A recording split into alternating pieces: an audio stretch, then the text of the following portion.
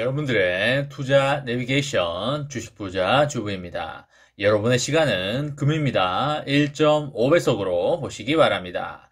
출첵과 구독, 좋아요도 누르시면 우리의 소망이 이루어진다 라는 말씀을 드립니다. 이번 시간에는 1월 5일 중대발표 나온다. 삼성전자 어떻게 되나 이렇게 접근하세요 라는 내용에 대해 이야기를 해보겠습니다. 여러분, 월요일입니다. 22년 첫 월요일이 되겠는데요. 3일 동안 잘 쉬셨는지 모르겠습니다. 장장 3일간의 주식시장이 열리지 않았기 때문에 심심하셨던 분들이 상당히 많으셨을 걸로 생각이 되고요. 그리고 오늘 삼전이 어떤 무빙을 보여줄지에 대해서 궁금해하시고 기대하셨던 분들이 상당히 많으셨을 거라고 생각을 합니다. 저 또한 3일 동안 삼성전자에 대해서 많은 생각을 했던 것 같고요. 22년 올해 어떤 모습을 보여줄지 무척이나 기대를 하고 있습니다. 역사적으로 봤을 때 삼전은 1월에는 좋았던 경향이 많았기 때문에 올해도 1월은 상당히 좋지 않을까라는 생각을 가지고 있고요. 몇 가지 쥐레만 피해 간다면 상당히 재미있는 한 달이 될 걸로 생각이 됩니다. 1월 달에 우리가 조심해야 될 부분을 생각을 해본다면 먼저 홍라이 여사의 1조 6천억 블록딜 물량이 되겠습니다. 홍라이 여사가 국민은행과 신탁 계약을 체결해 놓은 상태이고요. 만료가 4월경으로 나오고 있는데요. 당연히 상속세를 내기 위해서 괜찮은 가격에 매도를 하기 위해서 국민은행한테 대신 좀 팔아달라고 요청을 해놓은 그런 상황이 되겠습니다. 국민은행은 상황을 봐서 기관들에게 블록딜 형태로 물량을 던지지 않을까라고 생각이 되고요.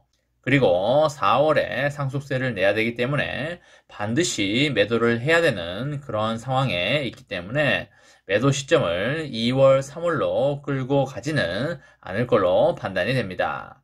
왜냐하면 2월, 3월에 주식 가격이 어떻게 될지도 모르고요. 그리고 2월, 3월로 갈수록 미국 연준이 금리 인상 카드를 언제 갑자기 꺼내 들지도 모르기 때문에 제가 봤을 때는 블록딜 물량은 반드시 1월 중에 마무리가 된다라고 보고 있습니다. 1조 6천억 물량을 한 기관이 받기에는 금액이 너무 크기 때문에 여러 개의 기관이 함께 들어오는 컨소시엄 형태로 물량을 받아갈 걸로 생각이 되고요. 그럼 기관이 그 물량을 왜 받아갈까요?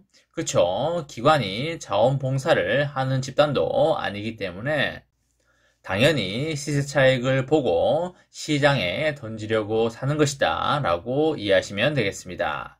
그 물량을 산 기관들이 하루에 다 던질지 아니면 며칠에 나눠서 던질지는 모르겠지만 아마 며칠에 걸쳐서 나눠서 던지지 않을까라는 생각을 하고 있습니다. 그렇게 되면 주가는 일부 조정이 나올 여지가 있기 때문에 여러분들과 저는 그 기회를 절대 놓치지 말고 가지고 있는 여분의 시드를 가지고 싸게 줍줍하시면 되겠습니다. 그리고 DRAM 가격은 1분기에는 지난 4분기보다 좀 더 내려갈 여지가 있어 보이고요.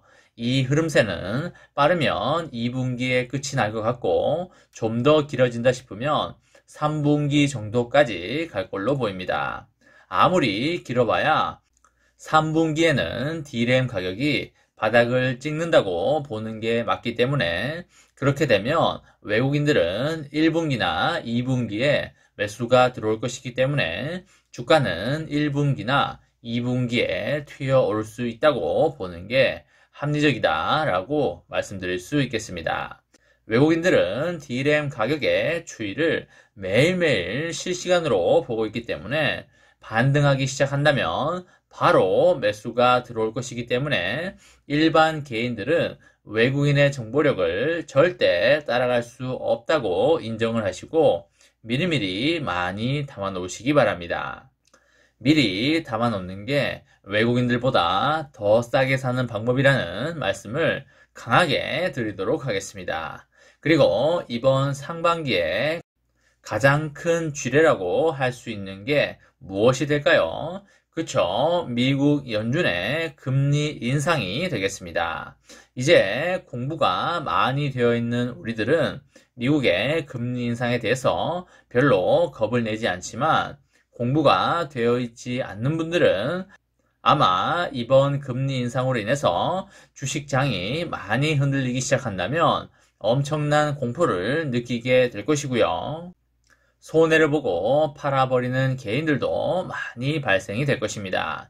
제가 여러분들에게 자주 말씀드리는 부분 중에 하나가 뭐냐면 그 기업이 하고 있는 사업 외적인 부분으로 인해서 주가가 빠질 때는 반드시 바닥을 찍고 튀어오르기 때문에 매수를 할 수 있는 절호의 기회라는 말씀을 드렸습니다.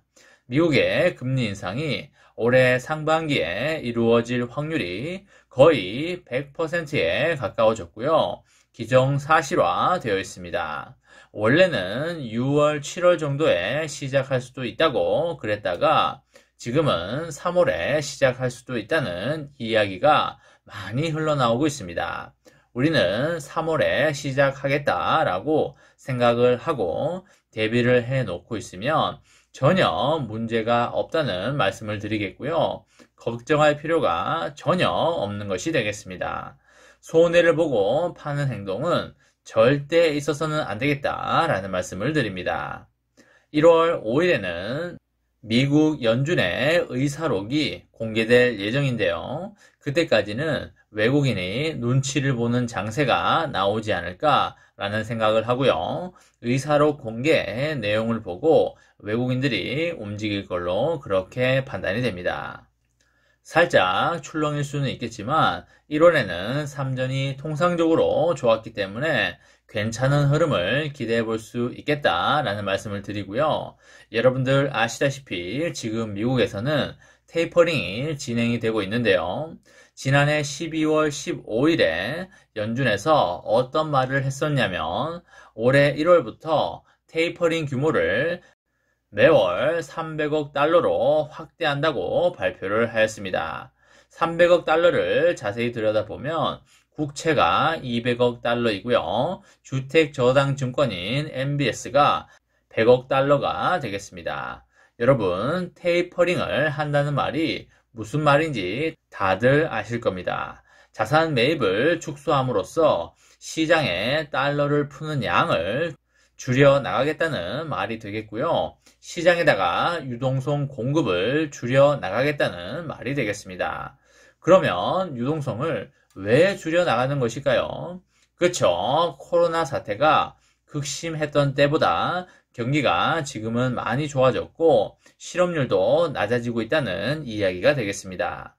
연준이 존재하고 있는 이유가 민생을 안정시키기 위해서 과열이 되면 찬물을 뿌리고 경기가 너무 얼어 있으면 뜨거운 물을 붓기도 하는 것이 되겠습니다.